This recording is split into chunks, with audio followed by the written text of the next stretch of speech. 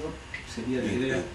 Por ejemplo, aquí en Yo no lo sacaría del doctor Martínez de Sucre, porque si no nos quedamos sin instalaciones para hacer los concursos. No, yo creo que no es cuestión de sacar gente sino agregar. Yo creo que hay que solucionar el tema de los abogados y los jueces, esa discusión recurrente que pasa siempre que me Ejecutivo no 70. Creo que no sería malo poner un representante popular. Yo conozco, no he participado, pero conocí gente que participó en el Consejo de Magistratura de Chubut, que es una buena referencia, y tenían este representante popular que lo elegían de un partido, lo votaban. Quizás habría que pensar también que los plazos sean más largos de integración del Consejo, porque un año a veces no dan los tiempos para tener un concurso. Supóngase una vacante a fin de año, termina el mandato en marzo. Claro, nosotros ahora, por ejemplo, con esto. Sí, el problema de la judicialización de los colegios de abogados, hace 8 meses que estamos hablando de lo mismo. Claro, quizás 2 años. Participación popular, yo alguna vez lo hablé con algún colega y no le gustó la idea, un representante del sindicato de judiciales, sería para discutirlo. Pero yo creo que estas cuestiones tendrían que salir de una discusión, de un consenso, y que nos pongamos de acuerdo, es decir, que pensemos que el Poder Judicial no es la corporación que está encapsulada y encriptada, sino que forma parte de todos.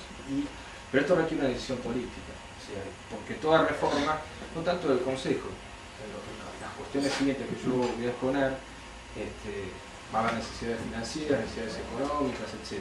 Esto sería en cuanto al tema del Consejo, ¿no? Yo en esto creo que habría que respetar el sistema del constituyente, salvo que se quiera hacer una reforma y hacer otra cosa. Yo creo que lo que pensó el constituyente Fueguino fue esto, es decir, que lo elija el Consejo, no, perdóname, doctor Aramburu, no me parece, el decreto, yo no sé si es constitucional, pero parece que no es la idea del constituyente.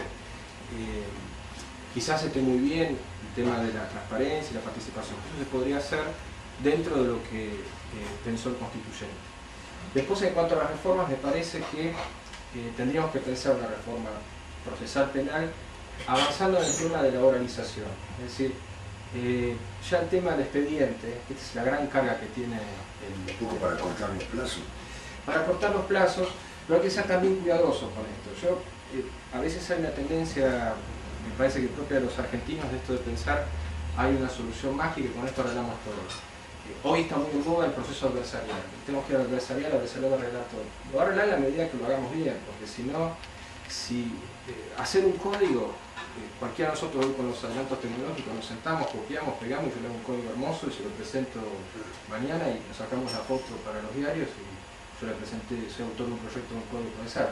El tema es que un código procesal significa la infraestructura que viene atrás, edilicia, de personal, de capacitación. Hay que poder aplicarlo. Exacto, porque después el código puede ser hermoso, puede ser bárbaro, perfecto, pero después en la práctica funciona mal. Entonces, esto hay que hacerlo con cuidado. Y son cosas que no se pueden hacer un día para otro. Si uno puede, digamos, abrir el juego o plantear la reforma, pero después hay que hacerlo. Y se necesita actores que lo sigan. O sea, tiene que haber alguien que sea el motor, pero los otros acompañen. Si no, no va a funcionar. La integración de todos. Todo código tiene que ir acompañado siempre del administrador judicial de fondo. Exacto. Bueno, la tendencia... ¿Cierto? Sí. La tendencia ahora es, porque muchos hablaron en algún momento acá el tema del Poder Judicial como una empresa. Yo creo que de esa idea de la empresa, que en general a los que quizás tienen más tradición de pensar el Poder Judicial de otra forma, con el juez que resuelve el caso, yo creo que de esa idea lo que habría que rescatar es el tema de la gestión, que esto es lo que se está trabajando ahora y es el tema. Es decir, cómo optimizar los recursos, este es el gran tema, ¿cierto? La tendencia es, por ejemplo, crear oficinas de gestión judicial. Es decir, quitar a los tribunales, si uno analiza mucho las tareas que se hacen, son oficios, cédula, es papeleo, eso que lo haga otro, y que los tribunales se aboquen a resolver, o sea, las cuestiones jurídicas. Habría que pensar también un plan de informatización importante. Yo creo que se está quedando atrás los sistemas que nosotros contamos, ¿no? Sí. Esto también cuesta plata, es decir, tener un mejor programa, una mejor página de internet. Habría que pensar formas también de digitalización de las sentencias y demás. Pero ya les digo, yo creo que la cuestión es esta, sentarse en una mesa y decir, bueno, esto es lo que hay que hacer, no me acuerdo todo, ¿cierto? Si realmente nos interesa el Poder Judicial, porque yo creo que, o sospecho que algunas veces las críticas son solamente porque conviven, porque el Poder Judicial le cuesta defenderse. Nosotros no podemos salir a contestarle a quien nos dice una cosa porque, bueno, está toda esta cuestión, no puede hablar por sus sentencias y demás, entonces es limitado. Pero si realmente nos importa y queremos tener un Poder Judicial mejor, yo creo que esto es indispensable, sentarse y definir si lo queremos hacer. Creo que es abrir el juego a la sociedad, mayor participación, mayor compromiso y con estas ideas, ¿no? Reformas en estos ámbitos. Y con respecto a la relación con los medios de prensa, y siempre va a ser complicado. Yo creo que, voy a hablar un poco del tema penal. Yo creo que hoy, por ejemplo, en Argentina, hay una especie de divorcio entre lo que hablan los jueces y lo que la gente y los medios reclaman, ¿no es cierto? Estaba leyendo hace poquito un libro que hablaba de que la paradoja actual es que antes había que justificar por qué se castigaba a alguien. Es decir, alguien tenía que explicar por qué a alguien se le ponía una pena y se lo metía preso, o se le aplicaba la pena que fuera. Hoy es al revés, hay que justificar por qué no se castiga, ¿cierto? Porque el mandato o el clamor es el castigo. Y esto es muy difícil, ¿no? A mí me ha pasado muchísimos juicios que nosotros tomamos una resolución equivocada, ¿no? Esto yo lo admito, creo que la tarea de los jueces es una tarea humana y nos podemos equivocar y nos equivocamos muchas veces, de hecho, pero era más difícil, digamos, una condena, una pena grave, eso no tenía ningún problema en la prensa. En cambio, la absolución sí, la absolución o la pena desde la óptica de quien emitía su opinión era moderada. Y esto es difícil, ¿no? Y marca una mayor presión para los jueces y es difícil de resolver. En algún momento en el tribunal, por ejemplo, decimos, nosotros no éramos de salir a explicar la sentencia, pero a partir de algunos talleres que se hicieron, que organizó la Escuela Judicial y demás, lo que tratamos de hacer es explicar, ¿cierto? Explicar por qué decidimos tal o cual cosa. Y en este sentido quizás esta pueda ser un inicio para la discusión. Un ejemplo, el Tribunal Constitucional Italiano, que es un tribunal político básicamente, es elegido, son 15 miembros, un tercio por el presidente, o por el Poder Ejecutivo italiano, otro por el Legislativo y otro por el Poder Judicial.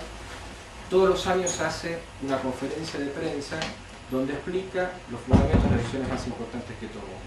Quizás esto podría ser una solución, ¿cierto? Es decir, yo no sé después qué efecto tendrá, si a los periodistas se les interesará, quizás sea cuestión de hacer gacetillas de prensa, pero explicar las decisiones. Después que la gente las comparta o no las comparta, es otra cuestión, pero quizás esta sería el aporte que podemos hacer nosotros.